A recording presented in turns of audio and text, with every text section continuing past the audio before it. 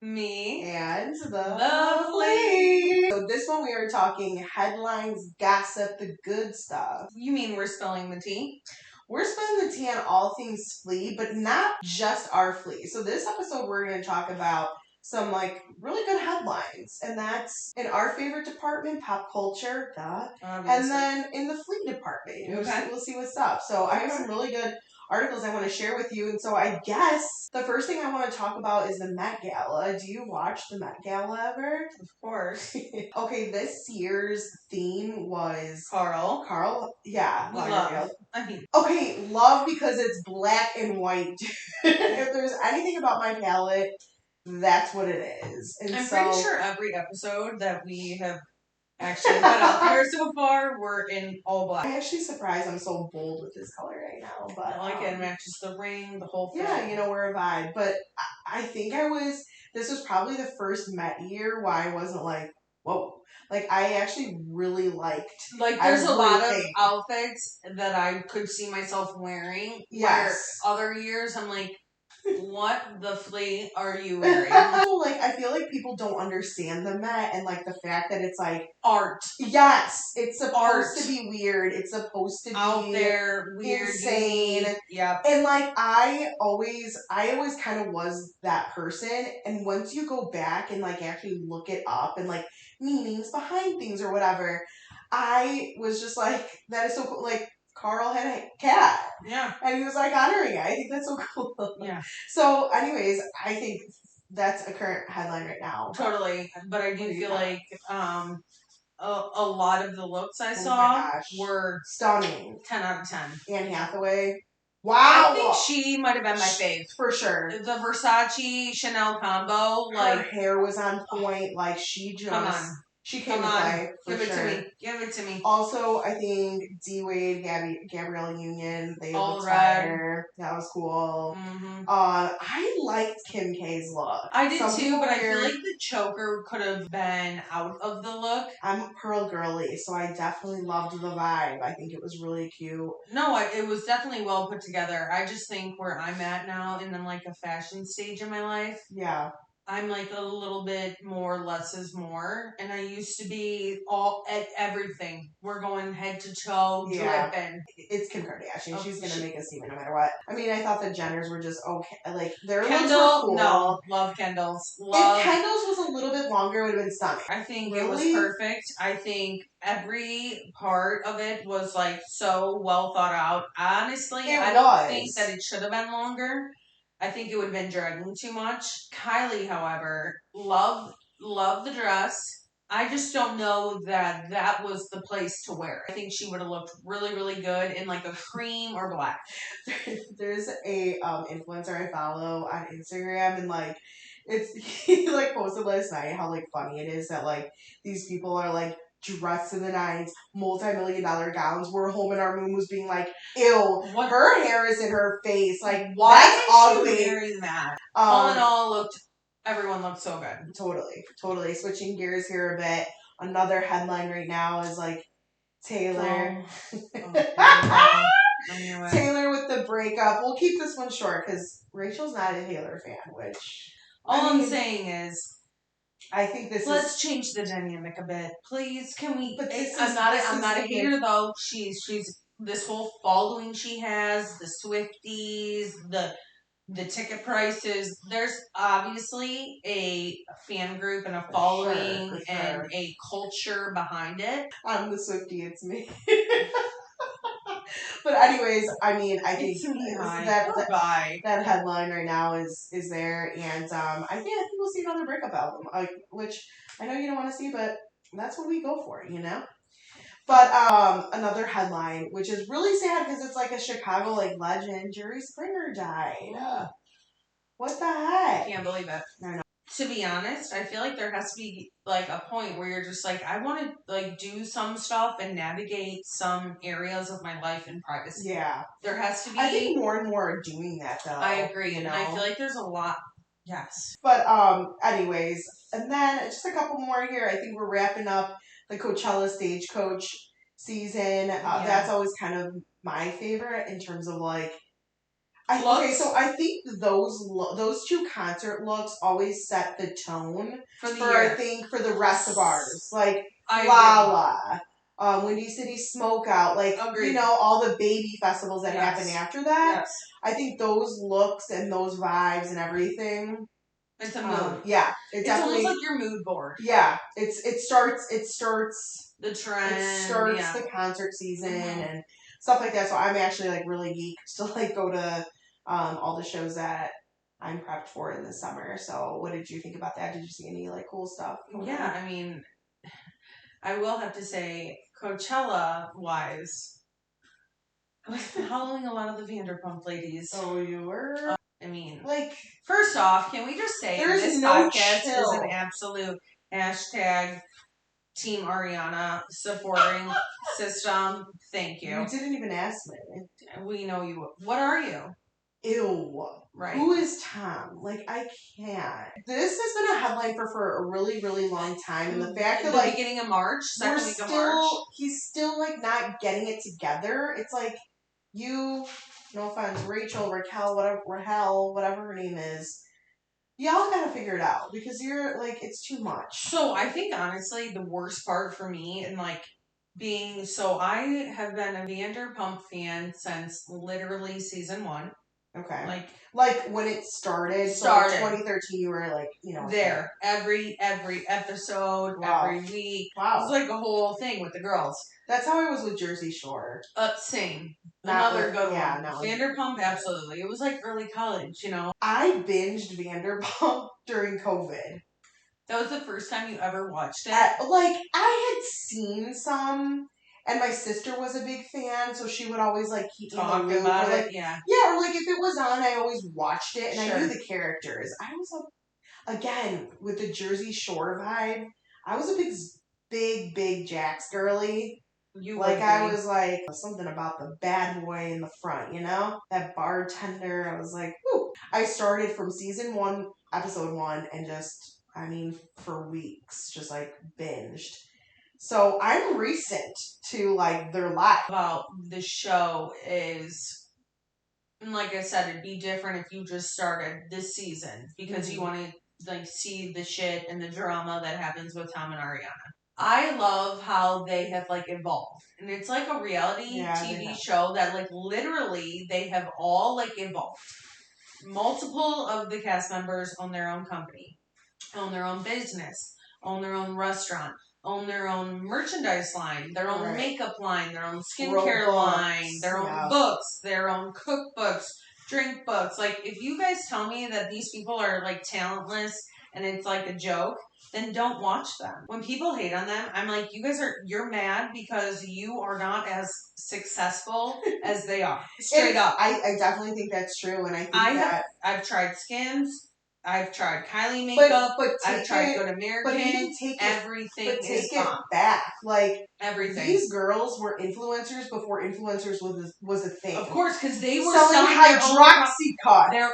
Do you remember when Kim and Chloe were on, like, Hydroxycut ads, like, and all this stuff? And I'm just thinking to myself, like, if you're a hater now because you don't like Skims, or you don't like Good American, or you don't like Kylie, like, that's fine, but like this is not new. It's a personal problem. This is not new for them. It's a personal problem. This is not new. No, like the girl, like Posh. They can literally. They don't have to hire models or nobody. Nothing. They can sell. None of this is new. And if you're a hater, you don't know the story. You don't appreciate. Because we clearly are best friends with them and hang out with them all of the time.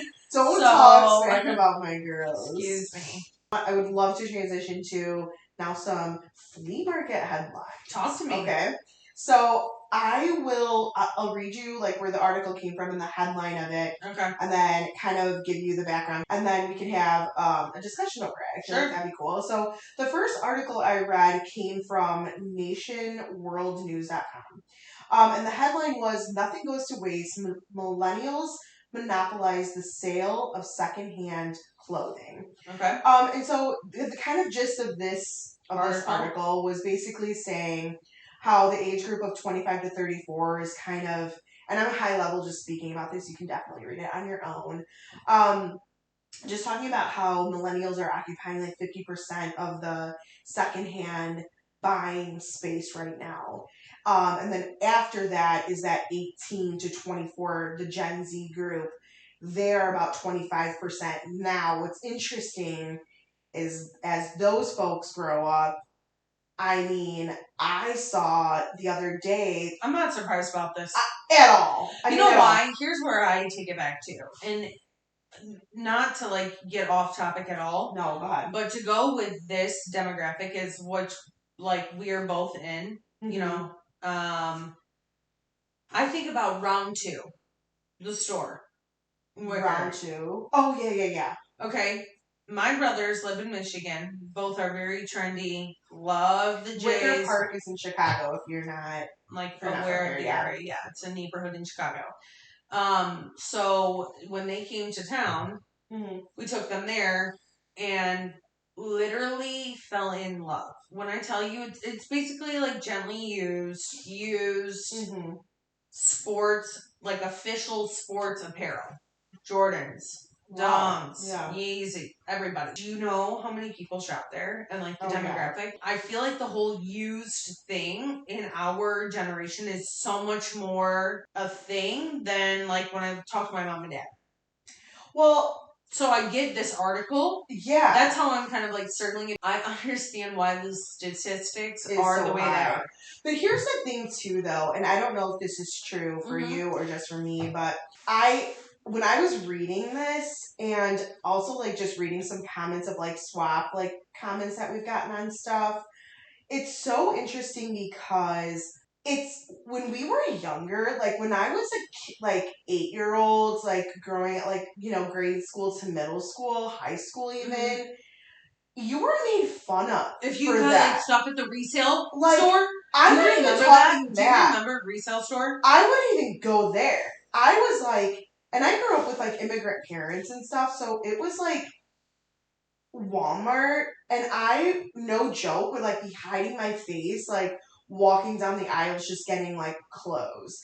It was not That's cool. Like so sad if you think about it. Yeah, but it wasn't cool because I feel like I really do feel like our generation growing up was so brand heavy. Everything had to be plastered, juicy, Abercrombie. Yes, that's a good point. Aeropostale. You were dripping, and it was on your butt. It was on your butt, on the side of your leg. Your arms, your chest, the side, your ribs. Like you knew, you could literally look at someone and be like, "Oh, they're wearing ANF. Oh, Aeropostale. They can't afford Abercrombie & Fitch." Here's where I think we're transitioning: is the trends and what people are wearing are a lot more old school, track pants, baggy jeans, sneaks, like, and I really do think COVID had a lot to do with it because when COVID was going on and the pandemic was happening, you were not going out and wearing heels.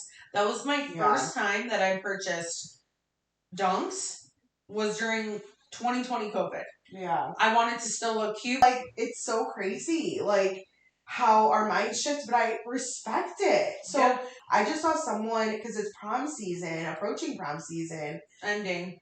Yeah, oh, crazy, depending on where you live. But I saw this kid, like, get his entire suit from a thrift. I thought that was so cool. Yeah. So, anyways, in the article, too, it just talks about how it's only going to get more insane. And I think we'll talk about a little bit of what that's going to look like for other brands in other episodes. So I'll keep it at that. But I think the big thing with why the stats are the way they are is because right now that whole streetwear, street vibe, street look. I mean, well, let's look at my outfit right now. Yeah. Rachel's outfit right now is all black gear. She's got white, are those Air Force Ones? Yes, but they're a platform. Okay, platform Air Force One with like a Nike black and white track suit. Terrific, yeah. So, yeah. All I'm saying is cash and sporty, but this is like, and I hope this look ever. Give us the I'm wearing a one piece and I never want to take it off. Thank you. So here's another very awesome article that I read, okay? And this is a little bit longer of an article, and I hope our readers and you can go back and actually read it in depth because it was really good. And also too, we will link articles in our bio or whatever for you guys so that you guys can kind of like touch back on it. The author is Judith Finn, I'm not sure, and she's an award-winning international traveler that has contributed to a lot of publications, which I thought was pretty cool. And the title of this was Swap Meet or Flea Market Therapy. Why are flea markets attracting so many people? So naturally, this got, my attention, right?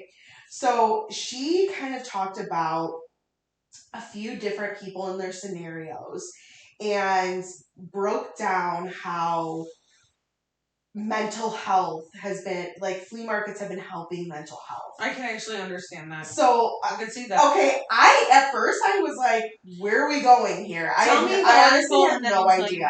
Okay, so I'm going to tell you the article. Okay. I will tell you the person. I'll tell you, high level what it was, and then we can have an open dialogue about it and tell me your feelings. So the first person that was mentioned in the article was a woman named Jenny. She was just out at a local flea market in Ohio, and she stopped at a table and met this bearded man. They described him a little bit as a tall bearded man who was a bird lover. And so at his table at the flea market, he was selling a bunch of, like, there was a photo. It was just like a bunch of, like, not bird cages, but like bird feeders or just like really cool bird houses and interesting stuff, right? And this woman sat at the stands table, and again, she was just browsing, just a casual stroll. And he called himself. She was impressed because she was talking to him for a long time. He ended up calling himself a quote natural architect. So she was intrigued because I don't know if it had anything to do with her line of work or whatever.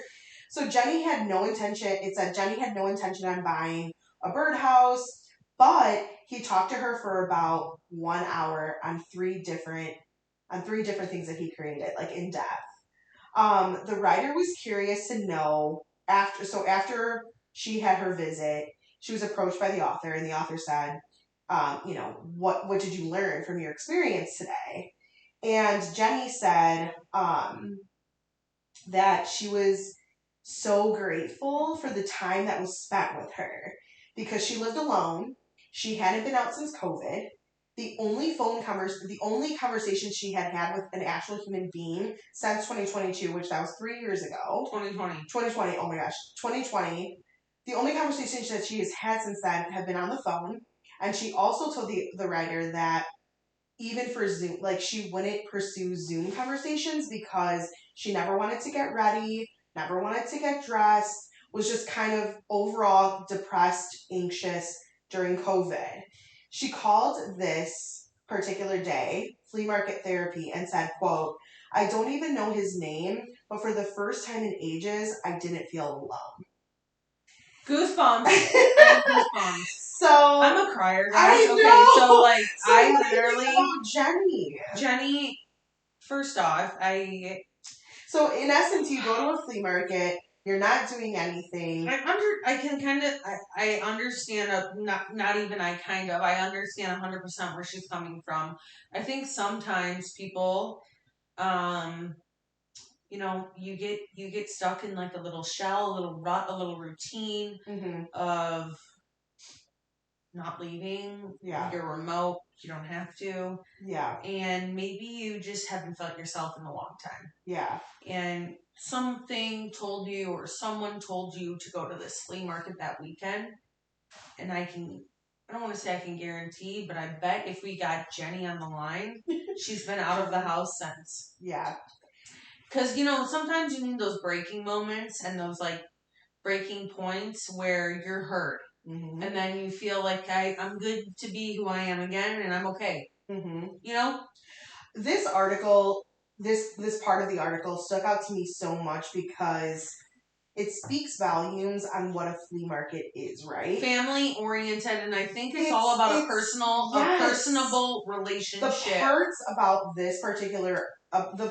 this story that stuck out to me was this is not your average experience. You're not going to Target and not getting approached by anyone, or you're not going to, like we meant, like an Aeropostale kind of vibe where it's like, hey everyone, the jeans are buy one get one free. Enjoy. Like, this is an actual place where you're going, where someone has a trade, and they actually care because because this is their life. There's a story behind their merchandise, even if it's used crap. They went somewhere to get that, and so they're open to talking to you about it. And I think it's a lot about the customer experience at a flea market. It just is so different. Absolutely. And it is conversation. It is that face-to-face interaction. It does give you kind of what you need. And if you don't want that, that's fine. But it's just so intimate and like beautiful. Like, this is a person that just wanted that. And I like think about it, and I was reading and I'm like, man, she sat there for an hour. But then how much shit did you have to talk about and get off your chest? But then I think about it, and she didn't leave. She didn't leave. We were at the Melrose Park location remember that little gentleman that was like telling us all about his antiques? Oh my God, we were there forever. I look back and I'm like, whoa, that was probably like an hour. Yeah. So we're humans, and we all have these experiences and stories to tell, and how cool that we can share it with one another. Of course. And so I thought this one was really cool. And so then another part of the article, another section of the story was some women from Spain, and these women were very big into fashion, hunting specifically for like designer brands, right? And so where they felt the most able to talk about all of this stuff and like was a flea market. So they would meet specifically at a flea market every Sunday or the weekend, I believe it said. And there was a group of them, so it was like 5 or 6, I don't know. And it said that they talked about clothes, restaurants, movies, politics, etc. And it says fleas are a good way to be outside, not shop inside. And it was kind of the way it was explained was like, how like you go out for like a coffee date, basically. This was like their flea market date. Mm-hmm. Love. The next person was Hans, and Hans is Dutch. Okay. So the first thing that was said on Hans was he knows that there's a stereotype that Dutch people are considered cheap. But he said his parents had to be frugal growing up because they were very poor, okay? So he said, quote, "It's exciting to go to a flea market because I can get a good bargain. It's like an unexpected surprise." He said, "There are enough difficulties in the world, so who cares if something isn't expensive?" And then he said that he loves the flea market because he likes to bargain specifically with vendors for a better price. And he said, quote, "It's not serious. If it's kind of like a game where everyone wins and everyone goes home happy." And the article was an Arizona woman who had a chronic illness, okay? And part of her illness, an ongoing thing about her mental health was she gets super anxious and depressed thinking about her chronic illness multiple times and the future of it, right? What her case is going to look like. Yeah. Or what it's going to look like. Mm-hmm. Yeah. So she said when I go to the swap, I get absorbed. I learn. I meet new people. I discuss jewelry, books, and I forget about myself. I don't have to worry about money and not financially stress. It's a break from worrying and actually super healing. So what do we think about that? Listen, you can't really judge it because you don't have the experience. And I think there's one thing that everyone has in common in all of these articles, and I think it's the experience that they had at the flea market. You're supporting your neighbor. You're supporting a small business. And you actually can talk to someone, right? Like, a lot of our vendors will have, you can't get your money back, but, I'll refund you, right? It's just a little bit more personal, where it's yes, like Hans was saying, and all these other folks were saying, it's the interaction. It's actually talking. It's working together, like we mentioned in one of our first episodes, where it was back then where it was like, you give me a haircut and I'll give you like, pork chops because that's what we have and we would trade. That's in essence what is still happening. And I thought this particular article on psychology was just so cool. And all the stories in it were so cool. So I would definitely give that one a read. So it's interesting. The last article was from Digital Photo Magazine, dpmmag.com. And the title was the $50 flea market fine for portrait photographers can't live without. It was a stool, which I thought was so cool because you need stools to prop your models on or, Actually, I love that. Isn't that cool? A stool. $50 at a flea market. You cannot pass it up if you ever find it. You can spot it and then 1 hour later it's gone. But then there are some vendors that have like a catalog that you can actually buy stuff, and I'm sure it's way more affordable too. Sure. And they'll work with you and things. So okay, well that wraps it up. I think this was a really cool one with our headlines, and I love gossiping with you. And we're gonna continue all of this girl talk, flea talk, swap talk. Yeah, this series is not over. This is a good one. There's always fleas in the news, and there's always really, I feel like really good articles to like touch on. For sure. And it's interesting because I know that you didn't think that, and I'm like, wait, we got shit going on though. We're newsworthy, okay? We're not Ariana, but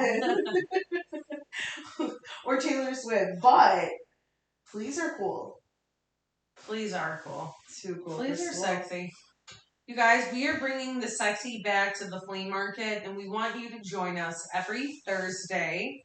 We're going to be posting new episodes to our channel, and we are really so appreciative of all of you. Yeah, so thanks for joining us, Flea Fam, on another episode of You, Me, and the Flea. We'll see you next time.